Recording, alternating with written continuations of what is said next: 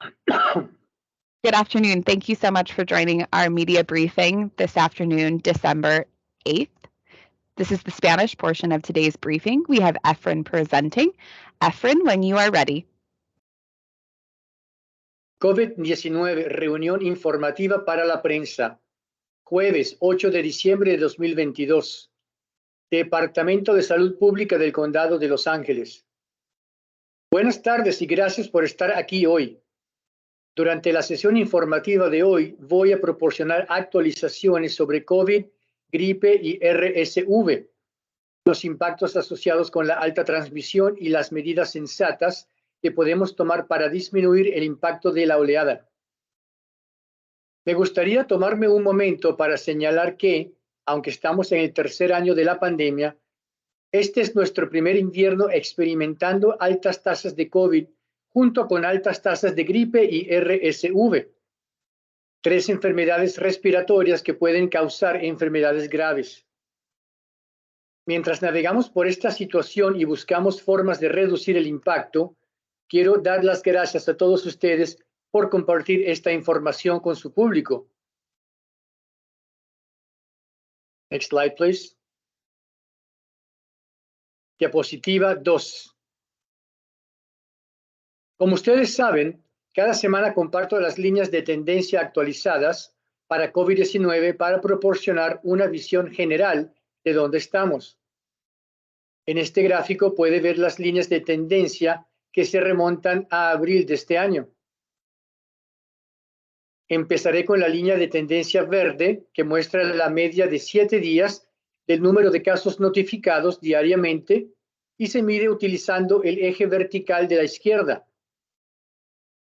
Durante la semana pasada se notificó una media de casi 3.800 casos al día, lo que supone un aumento del 40% respecto a la media de 7 días de casi 2.700 casos notificados al día de la semana pasada, y un aumento de más del 200% respecto a hace un mes.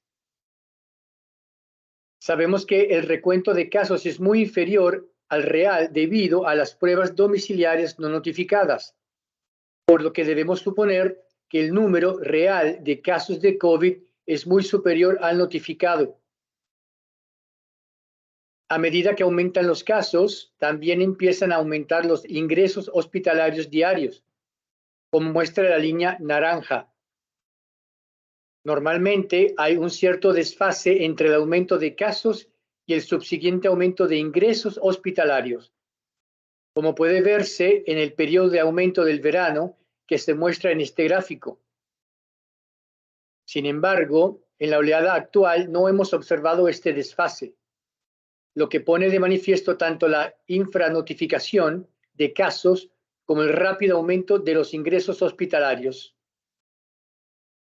Esta última semana hubo una media de 210 ingresos diarios. El aumento de los ingresos con respecto a hace una semana, del 9%, es menor que los aumentos anteriores observados a fines de noviembre. Tenemos la esperanza de que esto pueda representar una mayor utilización de la terapéutica, que puede reducir significativamente las posibilidades de que los infectados desarrollen una enfermedad grave. La línea azul de esta diapositiva muestra la media de 7 días de muertes diarias notificadas y se mide por el eje de la derecha. Actualmente estamos notificando una media de 12 muertes al día, lo que supone un angustioso aumento con respecto a la media de 8 muertes notificadas al día hace una semana. La experiencia nos dice que las muertes son un indicador rezagado y estamos preocupados por la posibilidad de que estas cifras aumenten aún más dentro de unas semanas. Envío mis condolencias a aquellos que han visto morir a alguien cercano a causa del COVID-19. Deseo que nunca tengan que sentir esta pérdida y les ofrezco mi más sentido pésame. Deseo que nunca tengan que sentir esta pérdida y les ofrezco mi más sentido pésame. Diapositiva 3. Basándonos en lo que hemos aprendido sobre el COVID-19, sabemos que un factor que puede alimentar una oleada es una cepa dominante de reciente aparición. Y como se puede ver en esta diapositiva, tenemos una cepa dominante de reciente aparición. BQ.1 y BQ.1.1, indicadas por las barras de color rosa, claro y morado en la parte superior del gráfico. Combinadas, representan el 45% de los especímenes frente al 38% de la semana pasada, desplazando a BA.5, que ha disminuido alrededor del 32%. Las nuevas variantes circulantes que predominan aumentan el riesgo de infección debido a su capacidad para evadir la inmunidad previa. También hay otras cepas que estamos vigilando. Hasta el 12 de noviembre, XBB, una cepa recombinante de dos sublinajes BA.2, señalada por la pequeña barra amarilla en la parte superior del gráfico, representaba algo menos del 3% de los especímenes secuenciados y, hasta la semana más reciente, representaba algo menos del 4% de los especímenes. XBB tiene una mutación que se ha relacionado con una mayor evasión inmunitaria, lo que justifica la precaución.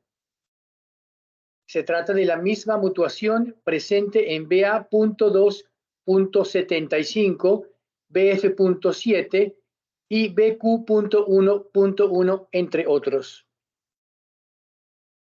Los datos locales que se muestran en esta diapositiva siempre tienen un desfase de 2 a 3 semanas debido al tiempo que se tarda en secuenciar las muestras.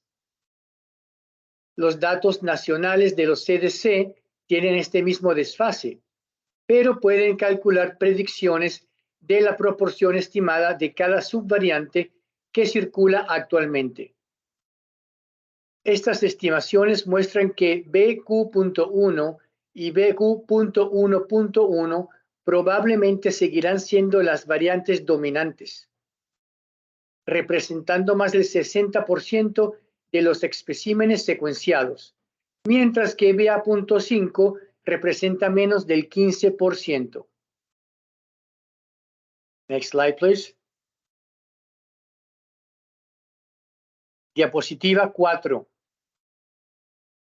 Utilizando el marco de niveles comunitarios de los CDC, esta semana el condado de Los Ángeles ha pasado al nivel comunitario alto. La tasa de casos actual es de 258 casos nuevos por cada 100,000 personas y durante la semana pasada ha aumentado aproximadamente un 6% al día. Debido a que la tasa de casos para el condado de Los Ángeles está ahora por encima de 200 por cada 100,000 personas, nuestros umbrales de indicadores hospitalarios han cambiado dentro de este marco. Los CDC designan a un condado como de alto nivel comunitario cuando su tasa de casos está por encima de 200 y cualquiera de las dos métricas de hospitalización está por encima de 10. Para la primera métrica de hospitalización, el número de nuevas admisiones de COVID-19 por cada 100,000 personas, el condado de Los Ángeles está actualmente en 14.8. Dado que esto está por encima de 10, esto lo califica como un condado de alto nivel comunitario. Dado que esto está por encima de 10, que nos califica para pasar a alto basado en los criterios de los CDC. Para la segunda métrica hospitalaria, el porcentaje de camas de hospitalización ocupadas por pacientes con COVID-19, el condado de Los Ángeles se encuentra actualmente en 6.9%. Los niveles comunitarios de COVID-19 ayudan a expresar cuánto impacto está teniendo COVID en una comunidad y en el sistema hospitalario basado en los datos más recientes. Para cada nivel de la comunidad, el CDC describe las medidas de seguridad apropiadas a utilizar que proporcionan protecciones contra la transmisión y la enfermedad grave. Next slide, please. Diapositiva 5. Sé que para muchos de nosotros a veces es difícil conectar los datos con nuestra vida cotidiana. Así que quiero hablar de lo que significa estar en el alto nivel comunitario desde un punto de vista práctico. En primer lugar, con un mayor número de casos, veremos más transmisión. Eso significa que aumentan las probabilidades de contraer el COVID durante actividades rutinarias, como hacer la compra, comer en restaurantes o hacer recados. Si vas a un evento como un concierto o una gran fiesta de Navidad, ahora hay más probabilidades de que una o más personas del evento estén infectadas, que podrían infectarte sin saberlo y, a su vez, tú podrías infectar sin saberlo a tus amigos o familiares. Por ejemplo, con nuestra actual tasa de casos de 260, si asistes a una fiesta con 200 personas, la probabilidad de que al menos una persona de la fiesta esté infectada por COVID oscila entre el 80 y el 90%. Si nuestra tasa de casos sube a 350, esa probabilidad aumenta hasta casi el 100%. Y para los millones de personas que se encuentran en las categorías de mayor riesgo, nuestros familiares y amigos ancianos, los que padecen enfermedades subyacentes y los inmunodeprimidos, el aumento de las probabilidades de exposición puede tener un impacto devastador. A mayor transmisión, mayor riesgo. Desgraciadamente, una mayor transmisión también conlleva un gran número de trastornos.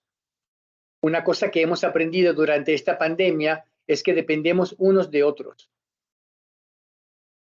Cuando hay mucha gente enferma, que es lo que estamos experimentando ahora, puede producirse una reacción en cadena. Si muchos repartidores están enfermos, puede haber retrasos en el abastecimiento de las estanterías de las tiendas o en la entrega de paquetes.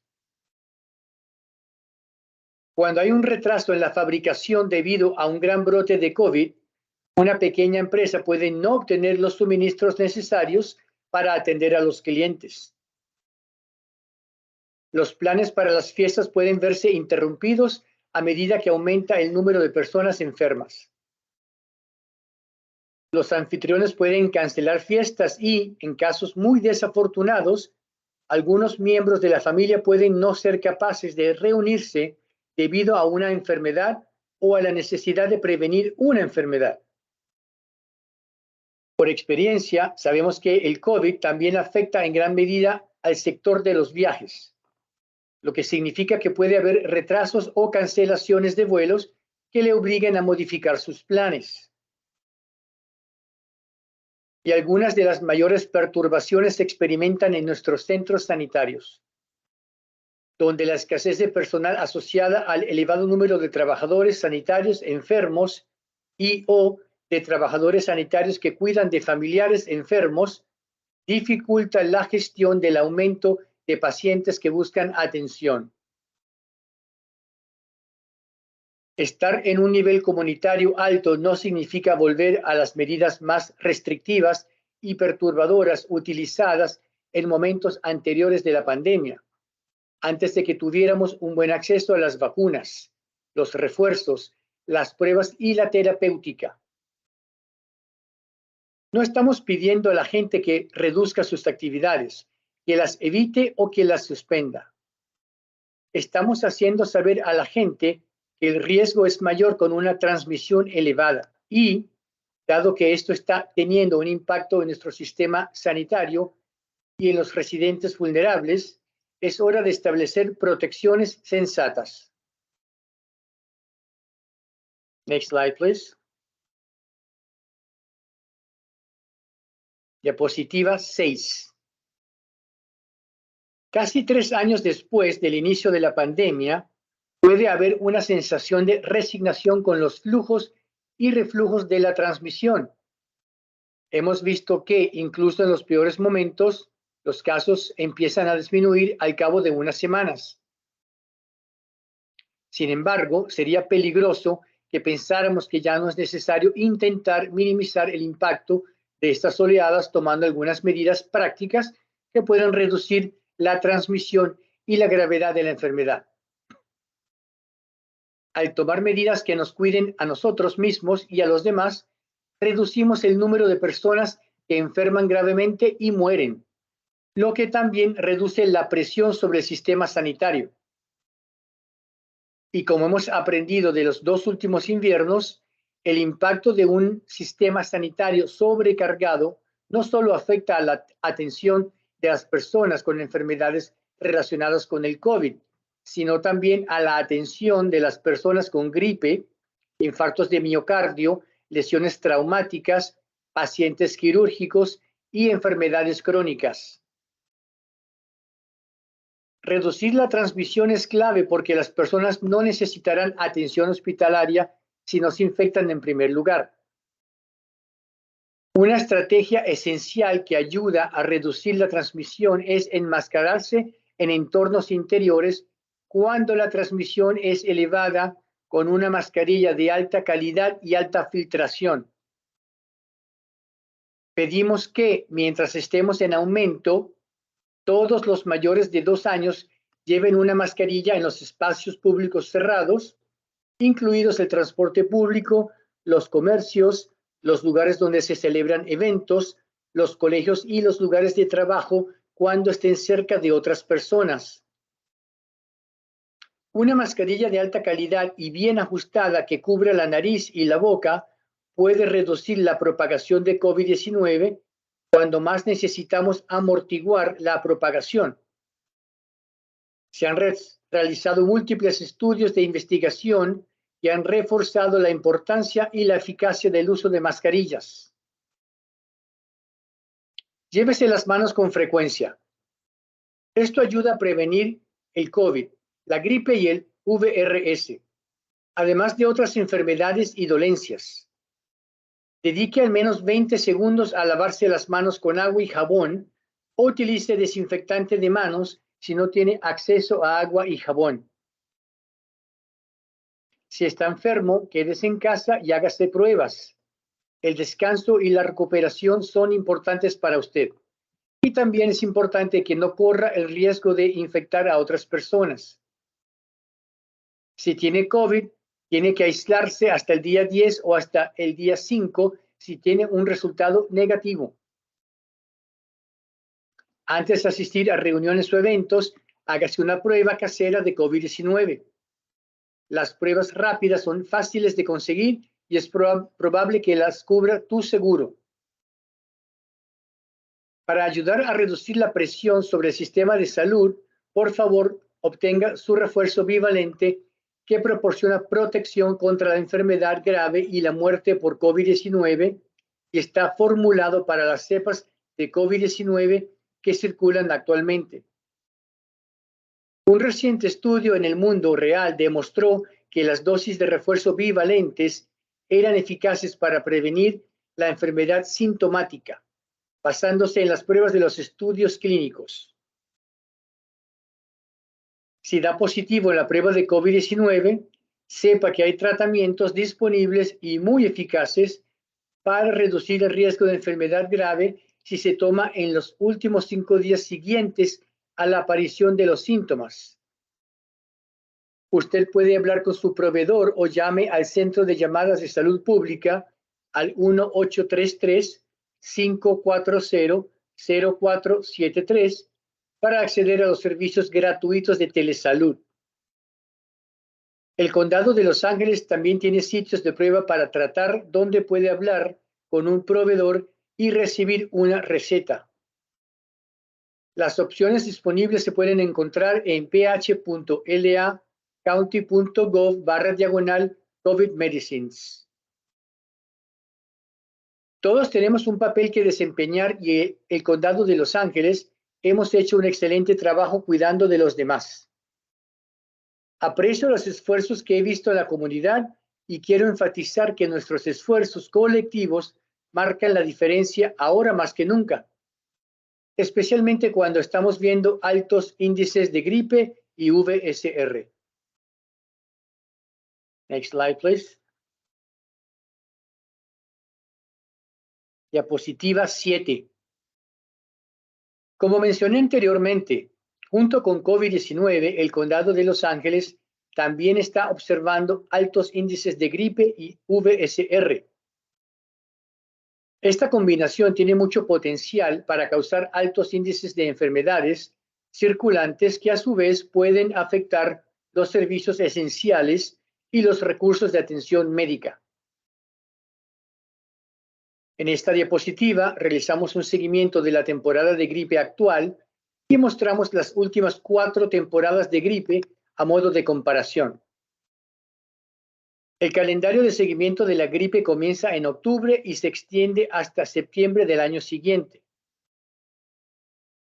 En este gráfico puede ver los meses en la parte inferior y el eje de la izquierda representa el porcentaje de muestras que dan positivo en las pruebas de la gripe.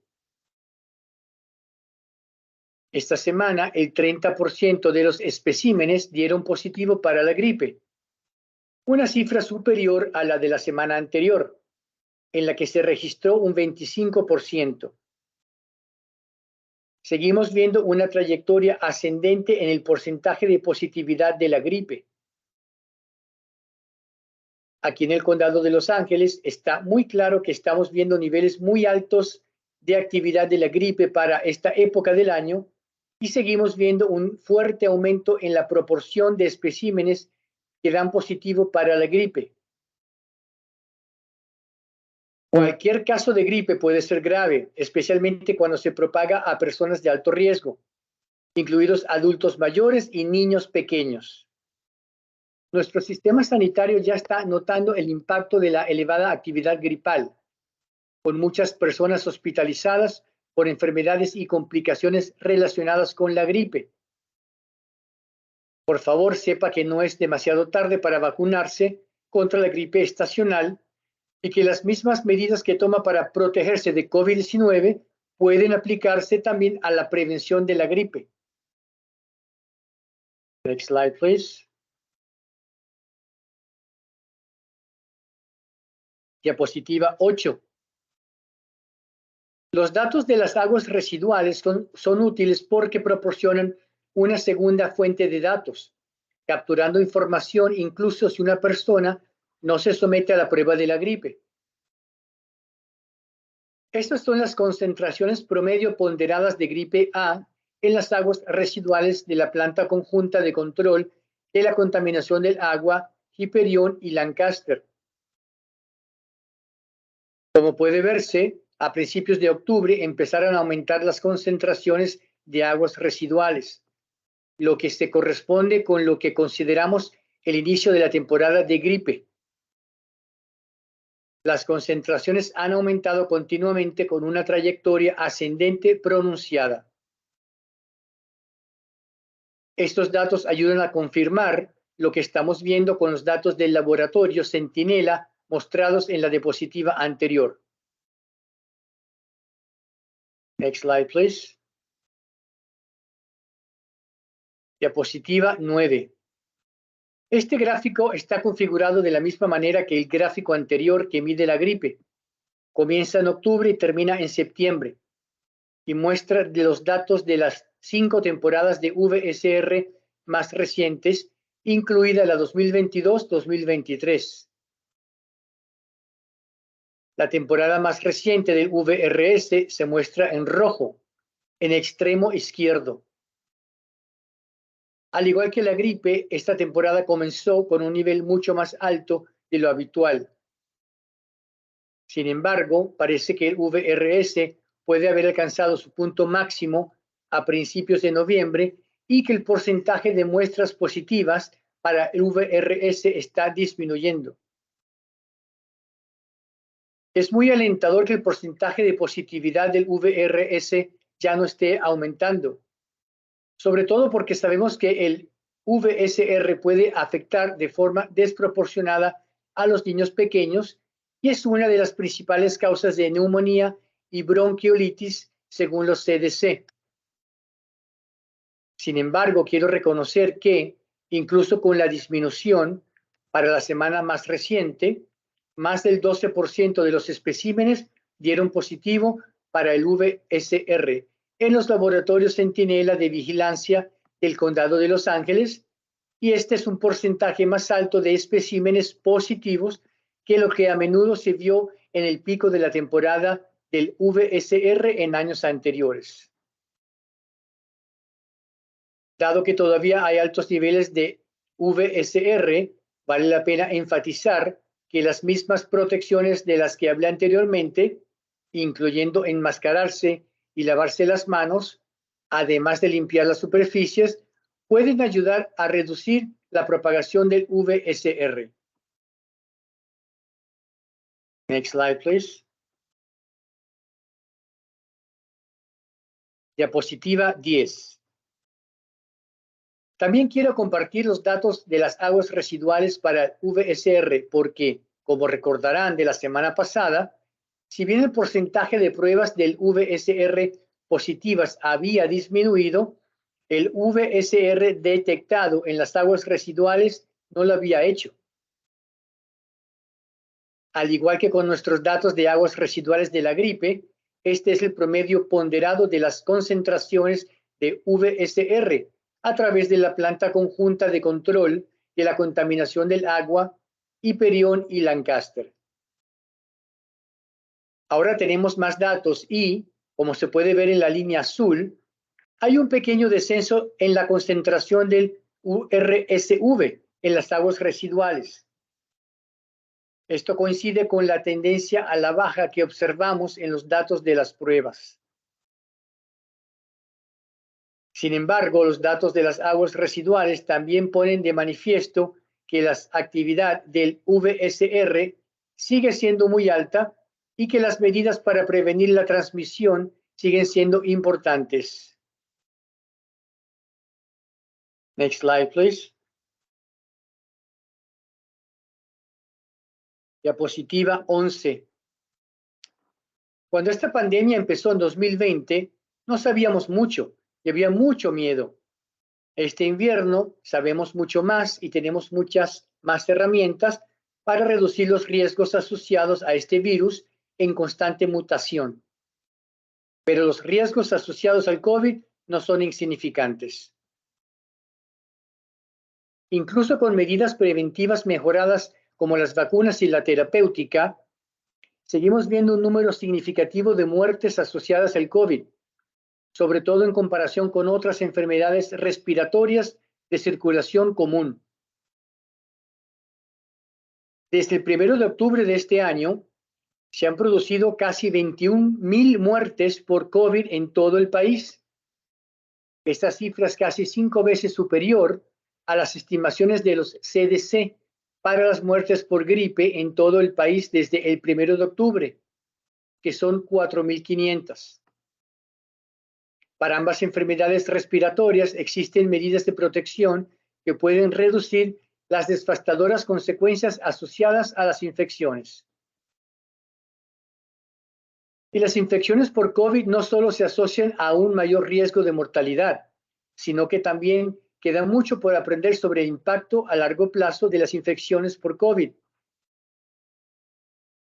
Aunque son muchos los que creen que para la mayoría de las personas sanas, el COVID-19 presenta poco riesgo, los datos apuntan cada vez más a una preocupación por las posibles consecuencias a largo plazo de una infección, incluso leve, que merece atención.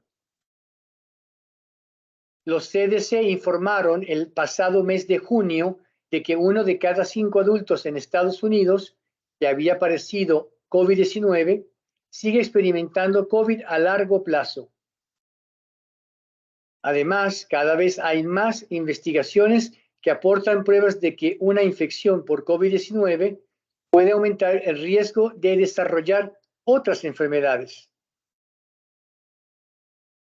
Un estudio reciente que analizaba el aumento de riesgo de diabetes de nueva aparición tras el COVID descubrió que a todas las edades existía una asociación positiva estadísticamente significativa entre una infección por COVID y el riesgo de desarrollar diabetes. Un estudio publicado en septiembre en el Journal de Alzheimer's Disease descubrió que las personas con COVID-19 tenían un riesgo significativamente mayor de sufrir un nuevo diagnóstico de enfermedad de Alzheimer en los 360 días siguientes al diagnóstico inicial de COVID. Además, un estudio realizado en Dinamarca, que analizó a más de 900,000 personas, llegó a la misma conclusión y también encontró un mayor riesgo de enfermedad de Parkinson, ictus isquémico y hemorragia intracerebral. A menudo, con el COVID prolongado, las personas informan de cambios en la cognición y un estudio del New England Journal of Medicine indica que el COVID puede causar cambios en el cerebro que podrían explicar esto. Next slide, please. Los datos también nos indican que algunos individuos corren un riesgo mucho mayor de sufrir consecuencias negativas si se infectan. En esta diapositiva podemos ver el impacto de COVID en las tasas de hospitalización y mortalidad por grupos de edad.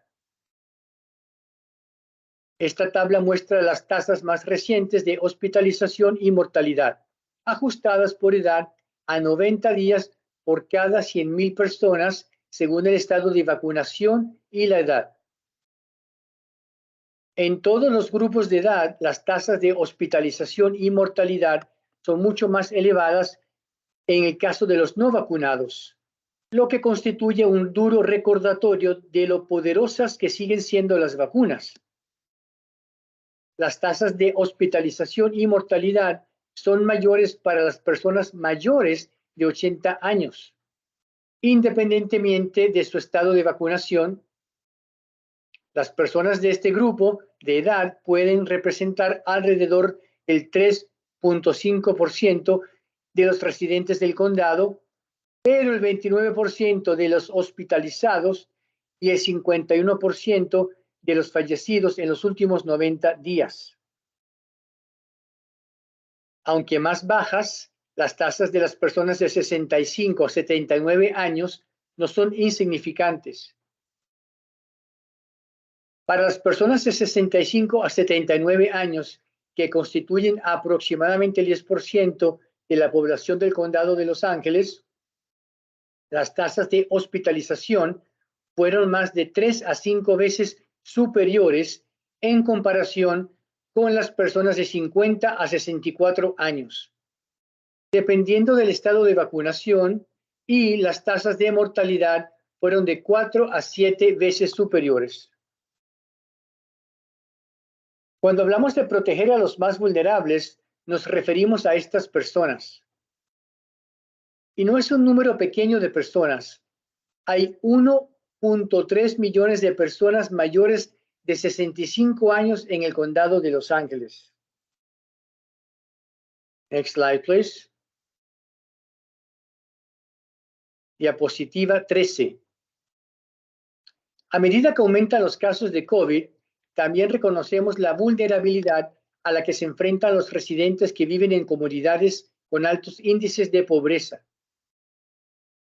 Muchos de estos residentes forman parte de nuestra mano de obra esencial. En este cuadro vemos las tasas de hospitalización y muerte por COVID-19, ajustadas por edad según el estado de vacunación y la pobreza del área. Esta tabla nos muestra claramente que si bien las vacunas proporcionan una poderosa protección contra las hospitalizaciones y las muertes, no son un igualador. Como se puede ver, las personas totalmente vacunadas que viven en zonas con los mayores índices de pobreza siguen teniendo casi el doble de probabilidades de ser hospitalizadas que los residentes no vacunados que viven en las zonas más ricas.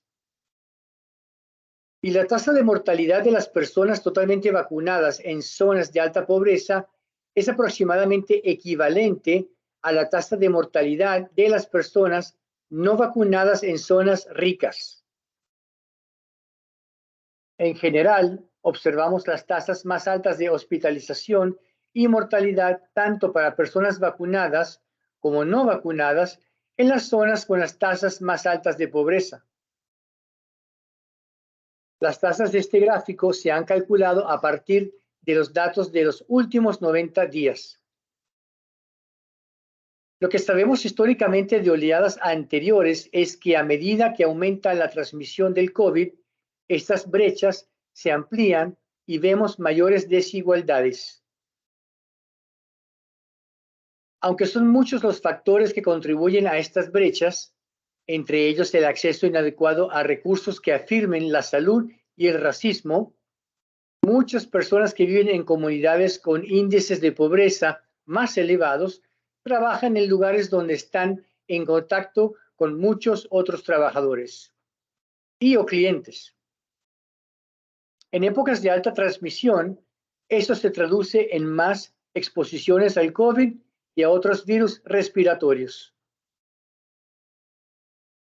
Se estima que muchos de los 1.3 millones de residentes que viven en comunidades con altos índices de pobreza también corren un riesgo mucho mayor durante esta oleada.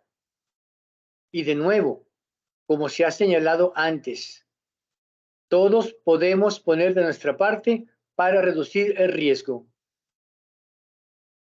Next slide, please. Diapositiva 14. En el condado de Los Ángeles tenemos millones de residentes que están en riesgo elevado de enfermedades graves este invierno, especialmente dada nuestra realidad de tener 3 virus respiratorios circulantes, todos con una actividad muy alta. El 34% de los adultos tienen más de 50 años. Estadísticamente, las personas mayores corren un riesgo mayor de padecer enfermedades respiratorias graves. 1 de cada 4 adultos tiene hipertensión y el 11% de los residentes padece diabetes. El 7% de los niños padece asma.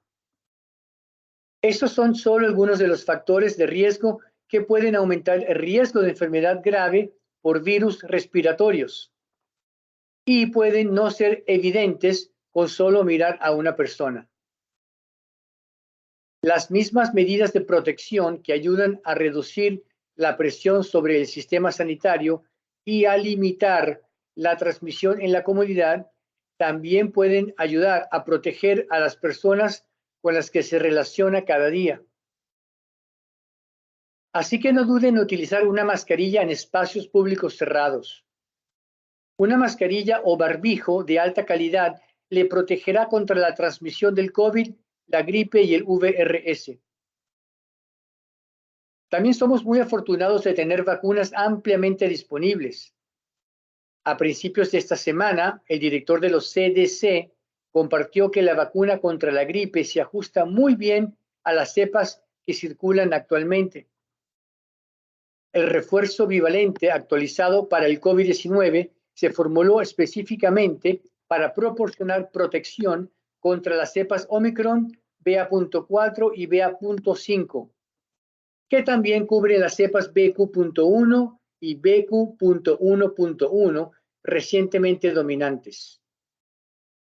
No es demasiado tarde para recibir estas vacunas.